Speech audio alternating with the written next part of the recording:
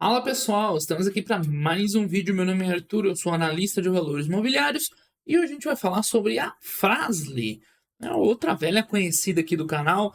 É uma empresa que tem tanto assim impacto no mercado, né? O pessoal não acompanha tanto a empresa, pro azar deles, né? Porque é uma empresa excelente, gerou muito valor aí nos últimos anos, não só pela cotação subindo que a gente está vendo aqui, mas de fato ela gerou valor, porque o lucro evoluiu também, né? Lucro, EBITDA, receita, tudo mais. Ela teve muito sucesso, né, com aquisições nos últimos anos, principalmente da Nakata. Ela diversificou bastante o portfólio, tá com produtos já bem mais diferenciados. Ela ainda é uma empresa principalmente de produtos de freio, né? Freio, material de fricção e afins, mas agora tem amortecedor com a Nakata, tem outras coisinhas, isso dá mais robustez, mais resiliência para o resultado. É uma empresa mais voltada para o aftermarket, ou seja, peças de reposição do que equipamento original para montadoras, então isso também dá uma resiliência. Cara, a frase é redondinha. Primeiro, eu já contei aqui, né? A primeira vez que eu vi ela foi quando eu tava fazendo umas aulas lá do curso do Fábio, antes era roller. Aqui, ó, 2019, provavelmente.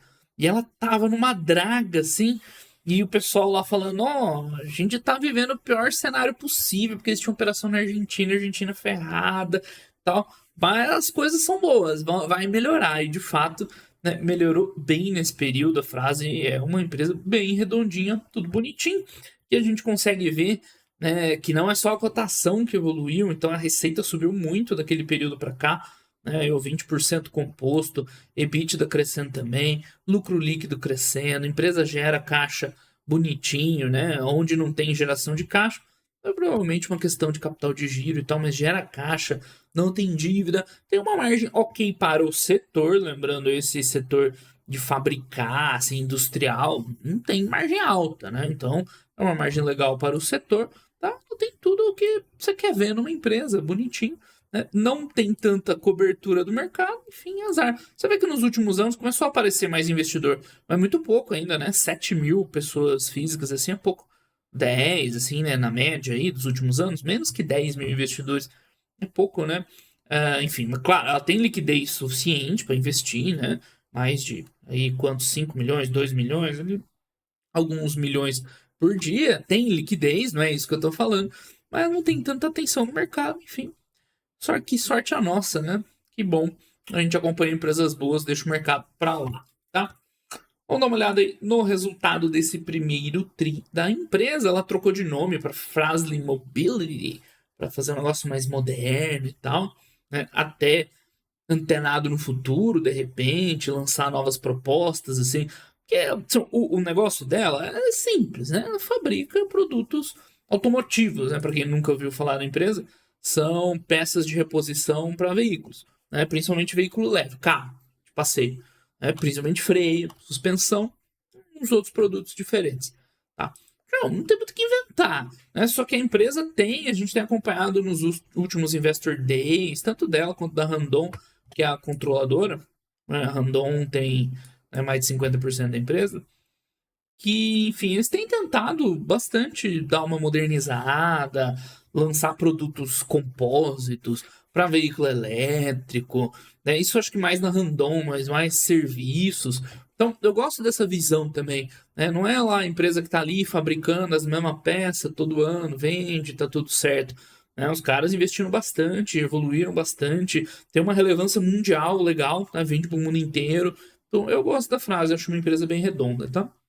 Falando especificamente desse primeiro tri de 2024, não tem muito segredo, tá? Enfim, é legal a gente ficar acompanhando essas empresas interessantes, mas esse trimestre em especial não teve nada demais, né? Uma receita mais ou menos flat, tá? O guidance para o ano aqui é de 3,7 a 4 bi, tá no caminho, né? Tá um pouco abaixo, na verdade, mas tem um pouquinho de sazonalidade, então acho que não preocupa, né? Se a gente for ver, é um guidance bem otimista, né?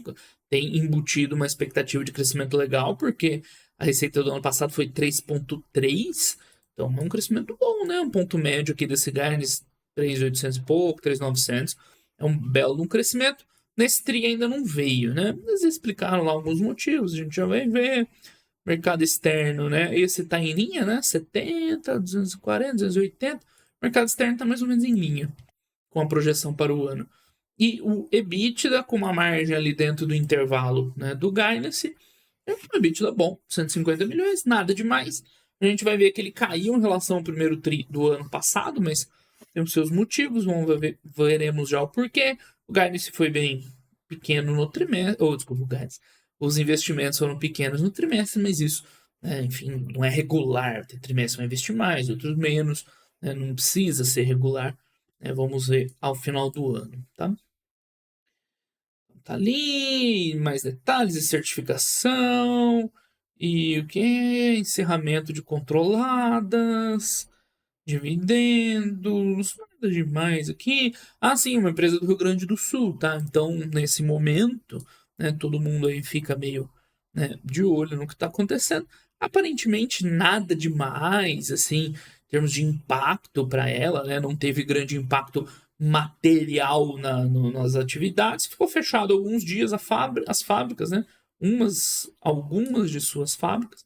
Tem outras fábricas que são em Santa Catarina, então é um impacto provavelmente assim reduzido em relação aos eventos climáticos lá do Rio Grande do Sul que ocorreram. Acho que já foi no segundo tri, né?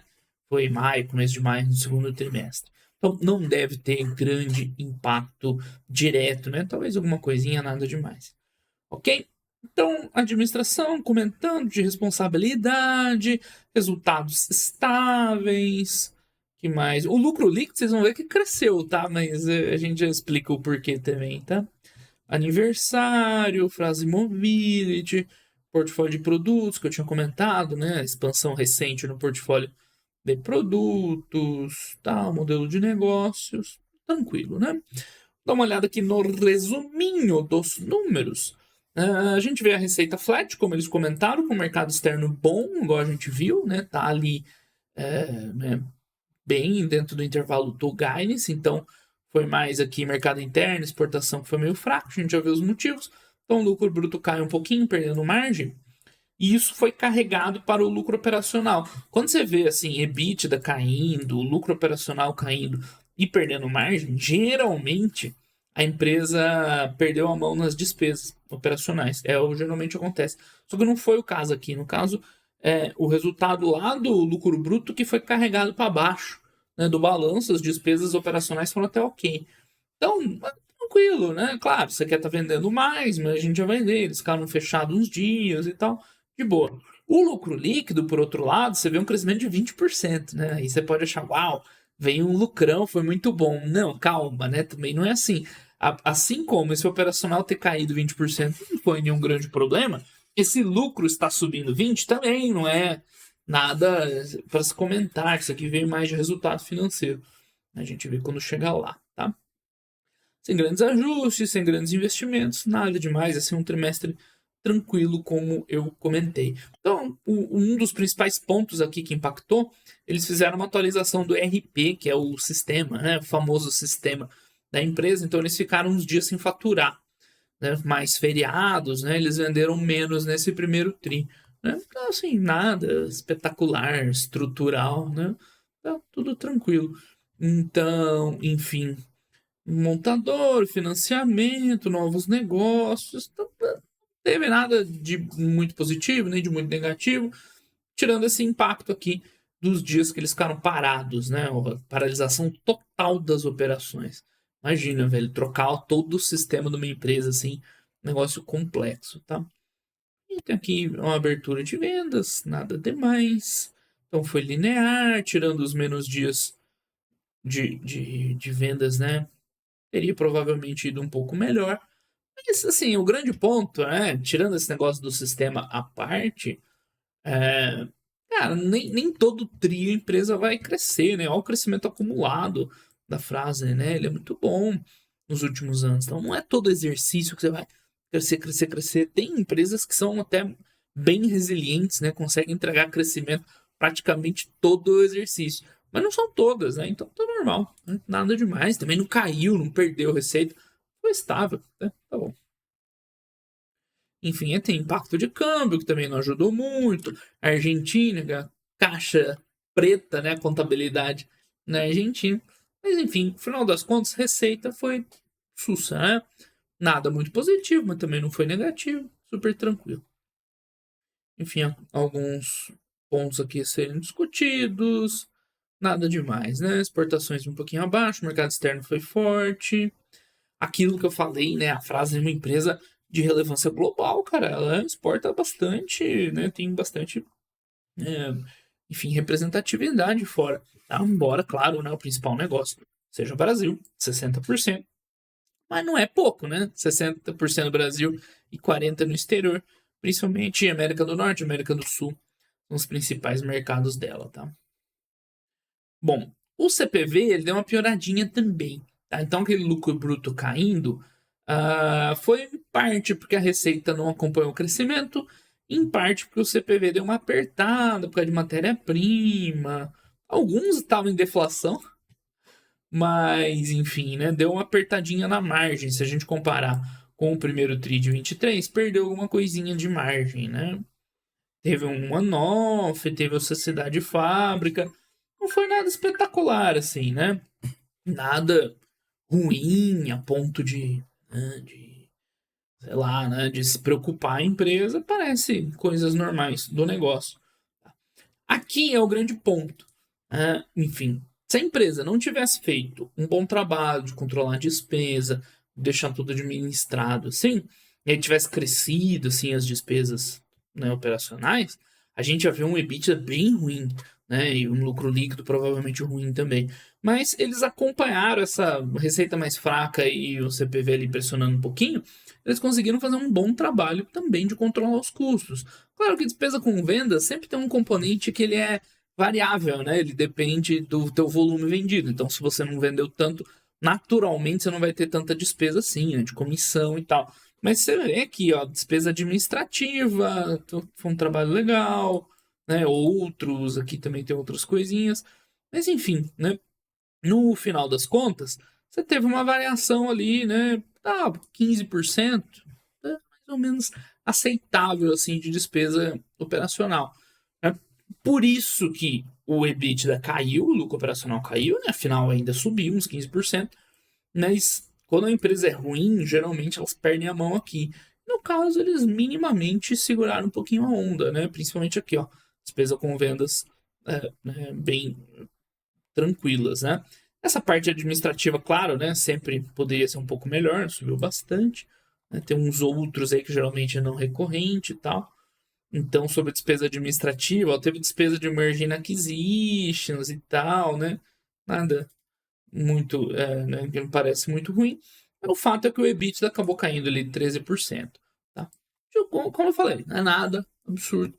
Né? Tá mais ou menos ali tranquilo. Tá? Então, considerando, né, esse trimestre mais fraco, beleza.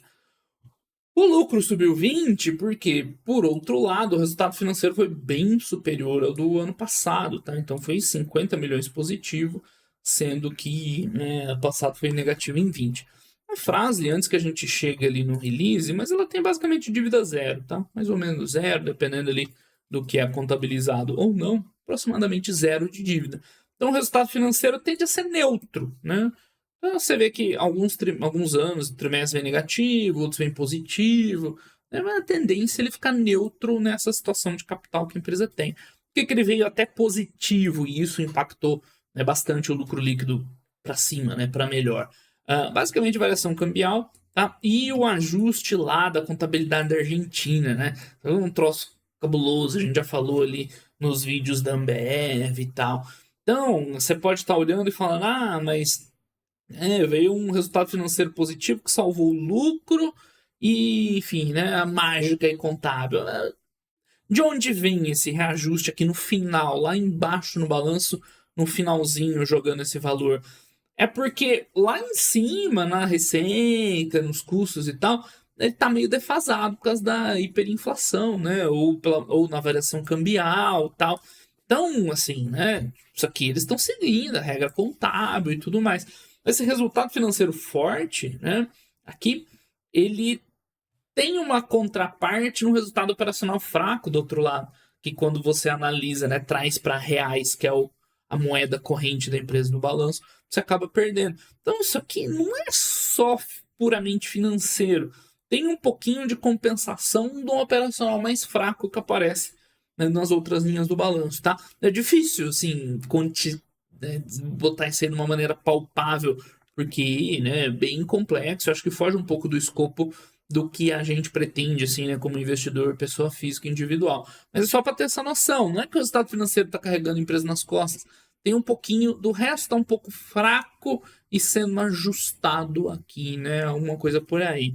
Enfim, né? Ajustes aqui à parte, né? No final, o lucro líquido ficou positivo. Você vê o grande ponto é essa questão da Argentina, tanto a variação cambial quanto o ajuste lá contábil do IAS 29.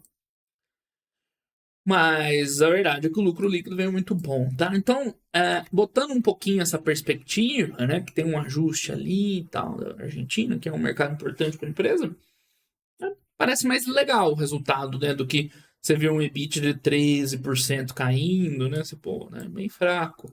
Mas aqui, se não tivesse esse rolo todo na Argentina, provavelmente seria um pouco melhor, né? Esse é o ponto, isso que eu tô querendo dizer, tá? Sobre dívida, eu tinha acabado de comentar, a dívida dela é virtualmente zero, às vezes aumenta um pouquinho, às vezes diminui um pouquinho, mera variação ali, de capital de giro, pagou um dividendo. Eles, desde o último follow-on que eles fizeram, quando foi esse follow-on? Há muito tempo, aqui ó, 2022, eles fizeram um follow-onzinho. Desde esse período, a empresa roda com zero dívida, o que é legal, dá opcionalidades, né, já que no passado ela foi bem ativa em aquisições, então se eles quiserem aí quebrar a banca, fazer mais aquisições, tem bala na agulha. Enquanto isso, estamos num período de taxa de juros altos, eles estão navegando ali sem impacto quase de resultado financeiro, né? Isso é bem bom, bem positivo. Tem um pouquinho da dívida em moeda estrangeira. Né? O manual da gestão de empresas diria que, como eles vendem lá 40% para o exterior, né, eles poderiam ter uma exposição um pouco maior para moeda estrangeira, né? Mas tá de boa também, sem estresse, não é assim também, né? Tão preto no branco. Né? Custo da dívida, ok.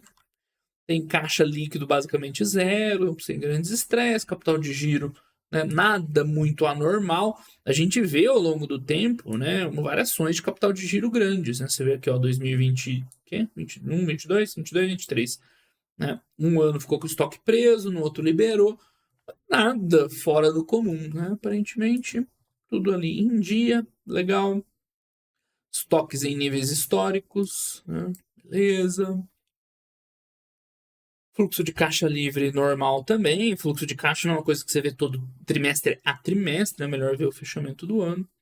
Mas sólido, vai pagando seu dividendinho ali ao longo do tempo. Você vê que né, ela paga um provento, mas tipo, bem tranquilo, né? O grande lance deles é gerar caixa, reinvestir, são aquisições e tudo mais, tá?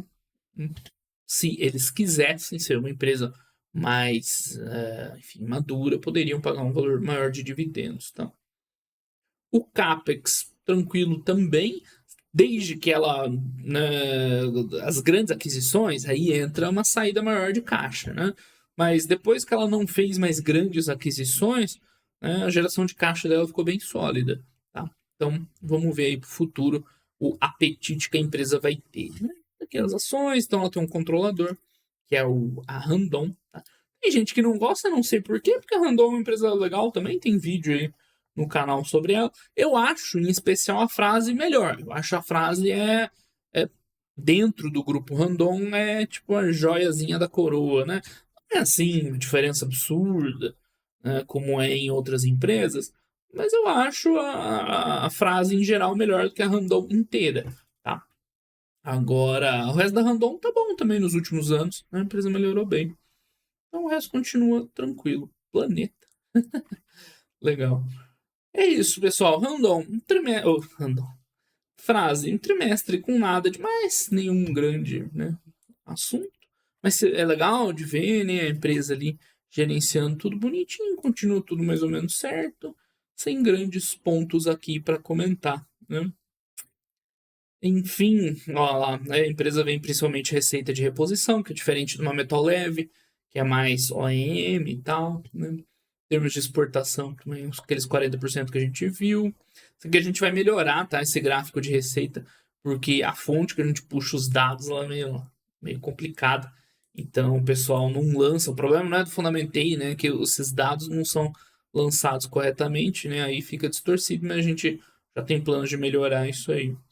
É isso, pessoal. Fras-le, empresa bem boa, histórico legal, entregando bons resultados, tem uma visão interessante corporativa, né, de gestão. É uma das empresas que eu acho bacana a gente acompanhar esse trimestre especial. Nada demais, assim, tudo tranquilo. Beleza, pessoal? Então, o vídeo de hoje foi isso aí. Grande abraço a todo mundo e até os próximos vídeos. Valeu!